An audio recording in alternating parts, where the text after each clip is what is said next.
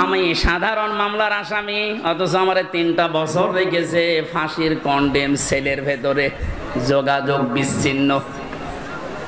এত বড় অফিসার শুধু আমি না, মাওলানা মামুনুল হক থেকে শুরু করে যতগুলো আলেম আমরা ছিলাম, প্রত্যেকের সাথে, বিশেষ করে আমাদের এই 2 জনের সাথে বেশি, আমাদের এক জায়গায় যেতে দেয় না, একটু কথা বলতে দেয় না। কেউ যদি আমাদের কাছে আসে, কারারক্ষী দিয়ে পাহারা দেয় যে ওর কাছে যেন কেউ না যায়, আবার সিসি ক্যামেরা দিয়ে রাখে। কেন এমন কড়াকড়ি করলেন? কি হলো আপনার? মাজায় দড়ি দিয়ে, হাতে ব্যান্ডেজ লাগিয়ে, হ্যান্ডকাফ লাগিয়ে, ডান্ডা বেরি পরিয়ে যখন আদালতের সামনে দিয়ে নিয়ে যেত, মনে হচ্ছে গরু নিয়ে যাচ্ছে। ও বাংলার মুসলমানেরা, আমি আর যাই করি না কেন, আমার তো মনে হয় আমার নামের আগে একটা আলেম শব্দ লেখা আছে। এই কথা বলছে না কেন? এমনকি আমি একেবারে অপরিচিত না।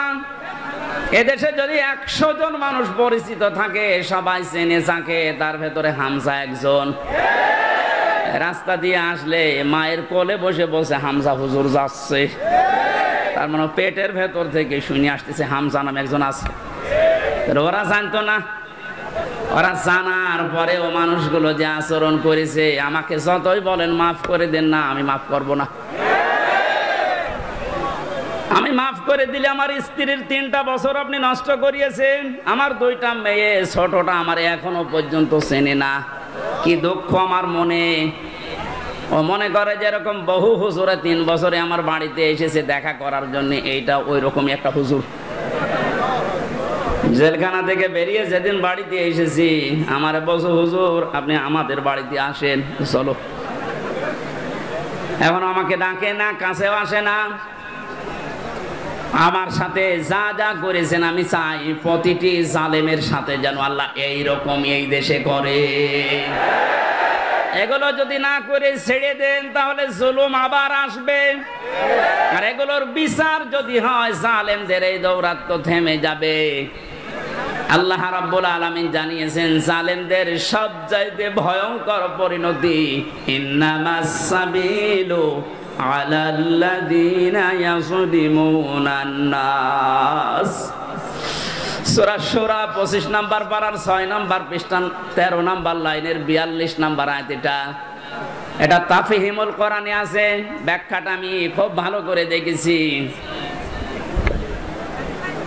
এই জামানার মুজাদ্দিদ সাজ্জাদ আবুল আলা মাউদুদী রাহমাতুল্লাহ আলাইহি এত সুন্দর করে আয়াতটার ব্যাখ্যা লিখেছেন, আমি পড়লে আমার কাছে আশ্চর্য লাগে আয়াতটা। আল্লাহ পাক বলেন, এই পৃথিবীর ময়দানে জালেমদের দৌরাত্ম যাই হোক না কেন, দুনিয়া একদিন তো শেষ হবে। মরণের পরে আমি আল্লাহ নিজে জালেমদের বিরুদ্ধে নিজে মামলা দায়ের করব। এদেশে 15 বছর যারা ছিল, পৃথিবী এখন প্রমাণ পেয়েছে অন্তত আয়না ঘরের মাধ্যমে যে এরা জালেম ছিল। জালেমদের বিরুদ্ধে মামলা হামজার না আল্লাহর? এই কথা বলেন। এটা নির্দ্বিধায় এখন বলতে পারি, এদেশের দায়িত্বে যারা ছিল, বিশেষ করে 1734 জন মানুষ, একেবারে ওই উপর থেকে শুরু করে, আমি নিস্টার বললাম না, এ পর্যন্ত 1734 জন মানুষ দায়িত্ব পালন করেছে মেন জায়গায়। এই 1734 জন প্রত্যেকেই জালেম এবং জালেমের সহযোগী। এরা সব হামজার মামলার আসামি। কার? বলেন বলেন। আল্লাহর মামলার আসামি, যিনি নিজে রায় দেবেন, নিজে বিচারপতি, তিনি বাদী। যে মামলার বাদী যত কঠিন হয়, শক্ত হয়, মামলা কিন্তু এরকম ঝামেলায় পড়ে। আমি তো বলেছিলাম, আমার মামলা যদি রবিউল জাহাঙ্গীর স্যারের মতো এইরকম মানুষকেও মামলা দিত, টাকা পয়সা দিয়ে কবে আমি বের হয়ে চলে আসতাম। কিন্তু এমন মানুষ মামলা দিয়েছে, টাকা তো খাবে না, কারণ টাকা খেতে খেতে আর জায়গা নেই। তার পিয়নেরই 400 কোটি টাকা। কথা বলছে না, আমার কাছে আর কয় টাকা খাবে? এই জন্য সিএমএম কোর্ট, জজ কোর্ট, হাইকোর্ট মিলিয়ে আমার মামলাটা 30 থেকে 31 বার উঠেছে, এরপরও জামিন হবে না। বলেন তো কোথায় পৌঁছিয়েছে বিচার ব্যবস্থা? একটা মূল্য চুরি মামলা, মূল্য চুরি না, মূল্য চুরি করলে একটা অপরাধ হয়, আর আমার যে কিচ্ছু জানি না ওই বিষয়ে। কোন পাগল ছাগল নাকি একটা কাঁচি, ধান কাটা কাঁচি নিয়ে গেছে সংসদ ভাঙার জন্য, ওরে কালকে হাজির করেছিল কোর্টে। আমার পাশে দাঁড়িয়ে, ওই আমার চেনো? বলছে না। আমার নাম বললে কি করি? বলছে আমারে বলতে বলিস। জজ সাহেব যে হাঁটছিল কালকে পরশুদিন, একেবারে খালাস দিয়েছে এমনি না। বলছে আমি কি দেখে বিচার করবে মামলার? কোনো মাল ম্যাটারেস নেই, যা সব শেষ করে দিলাম, মামলা বলতে আর কিচ্ছু নেই। অথচ কয়েকদিন আগে সিঙ্গাপুর গিয়েছিলাম, এদেশের জালেম যারা ওই দেশে এখন আশ্রয় নিয়েছে, ওরা ওই দেশের মন্ত্রণালয়ের কাছে, পররাষ্ট্র মন্ত্রণালয়ে যারা দায়িত্বে আছে ওদের কাছে নালিশ দিয়েছে হামজার নামে, যে ওর মামলা আছে বাংলাদেশে আর ওই এই দেশে আছে, কথা বললো কি করে? শয়তানি করার জায়গায় দেশে আর পাচ্ছে না, এখন বাইরে শয়তানি করছে। মামলা যেহেতু পরশুদিন মিটে গেছে, ওইটা এখন আমি পররাষ্ট্র মন্ত্রণালয়ের মাধ্যমেও ইংলিশে ভার্সন করে আমি পাঠাচ্ছি। এবার নেন ঠেলা। যারা উল্টা নালিশ দিয়েছিলেন দেখবে যে না এ তো বেকসুর খালাস পেয়েছে, আদালত একেবারে সব জেনে শুনে খালাস দিয়েছে, তো নির্ভেজাল মুক্ত, এর কোনো দোষ নেই। যারা এই দোষ দেওয়ার জন্য ওই দেশে নালিশ দিয়েছে তারা এবার বিপদে পড়বে না? যে এই দেশে আর থাকতে পারেনি, পালিয়েছে, ওই দেশেও আর পারবে না, আবার আসবে কুকুরের মতো পিটিয়ে মানুষ মেরে ফেলবে।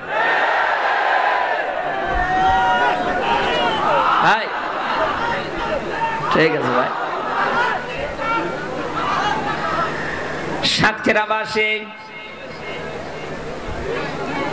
এই জন্য মাজলুমের দোয়া, বরদোয়া থেকে আমাদের বেঁচে থাকা দরকার। জালেমদের পরিণতি এত কঠিন এবং ভয়ঙ্কর, আল্লাহ নিজে যেহেতু মামলা দিচ্ছেন, যারা জালিম, এই জালিমদের পক্ষে থাকলে, সাহায্য করলে, সহযোগিতা করলে যেহেতু ঈমান নষ্ট হয়ে যায়, নবীর উম্মত থেকে বের হয়ে যায়। এখনো পর্যন্ত যারা এই জালেমদের পক্ষে সমর্থন জানাচ্ছেন, স্ট্যাটাস দিচ্ছেন, ভিডিও কলে কথা বলছে আপা ভয় পাবেন না, আপনি ভয় পেলে আমরা ঘাবড়িয়ে যাই। কত বড় শয়তান!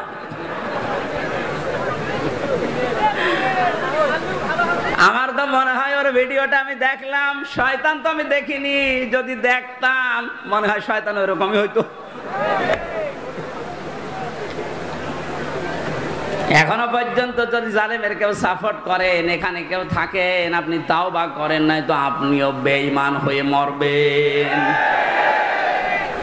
সুতরাং জালেমরা যা ভেবেছিল যে আমরা ক্ষমতা পেয়েছি, মনে হয় আল্লাহ আমারে দয়া করে দিয়েছে। আমারে যখন প্রথম সে 11 সালে 10 সালে গ্রেফতার করে, আমি সুদের বিরুদ্ধে কথা বলেছিলাম, তাই মসজিদ থেকে ধরে নিয়ে গেল যে উনি শিবির করে, শিবিরের ক্যাডার, রক কেটে বেড়ায়। আমার ওসি সাহেব নিয়ে গেল, প্রথমে সেই আয়াতটা ধরছে যে কুলিল্লাহুম্মা মালিকাল মুলকি তুতিল মুলকা মান তাশা ওয়া তানজিউল মুলকা মিম্মান তাশা ইলা আখির আয়াত। উনি টেবিলের নিচে এভাবে খাতা রেখে বাংলায় লিখে নিয়েছে, আমার সামনে বসিয়ে বলছে হুজুর এই আয়াতটার বাংলা বলেন তো। ঠিক আছে বলছি। আল্লাহ পাক বলেন যাকে ইচ্ছা আমি ক্ষমতা দেই, যাকে ইচ্ছা ক্ষমতা থেকে নামিয়ে দেই। এতটুকু বলার পরে বলছো হুজুর দাঁড়ান, যা বললেন এটা ঠিক আছে? হ্যাঁ, এটাই তো কোরআনের অর্থ। হাসিনাকে আল্লাহ ক্ষমতায় বসিয়ে রেখেছে, এটা আল্লাহ রেখেছে, আপনারা ঝামেলা করেন কেন? কোথায় টান দিয়েছে দেখেছে, কত বড় মুফাসসির। অথচ সূরা আলে ইমরানের 178 নম্বর আয়াতটা গত কয়েকদিন আগে আমি তাফসীর সহ পড়তে গিয়ে দেখি ওই ওসির কথার পুরা উল্টা। আল্লাহ বলেন কাফের জালেম এদেরকে আমি ক্ষমতার চেয়ারে বসিয়ে রাখি যেন ওদের পাপের মারতা পরিপূর্ণ হয়ে যায়। পাপ যখন একেবারে পরিপূর্ণ হয়ে যায় তখন আর ভালো হওয়ার নিয়ত থাকলে ওরে আমি আর সুযোগ দেই না, যেমন ফেরাউনকে দেইনি। তখন আমি কি করি?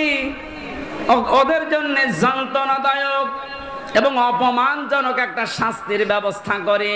আমার মনে হচ্ছে পৃথিবীতে আল্লাহ যদি কিছু নাও দেখায়, ইনুর সাথে যা দেখালো আমার জীবন ধন্য হয়ে গেছে। এই শয়তান আমার এমপি থাকাকালীন কুষ্টিয়ায় ঢুকতে দিত না, তো শিবির করে ও ঢুকতে পারবে না। এই যে হানিফ আমার চাচা, নিজের চাচা আমারে দাওয়াত দিয়েছে খাওয়ার জন্য, যদিও সে আওয়ামী লীগের চেয়ারম্যান। আমি খাবার খেতে গেছি, ওপর থেকে ওরে কল দিয়েছে, হামসাকে কেন আনলেন? বলো আমার ভাইয়ের ছেলে ভাতিজা, ওরে ডাক দেবো না? না, আওয়ামী লীগ করলে কোনো শিবির জামাতের লোককে বাড়িতে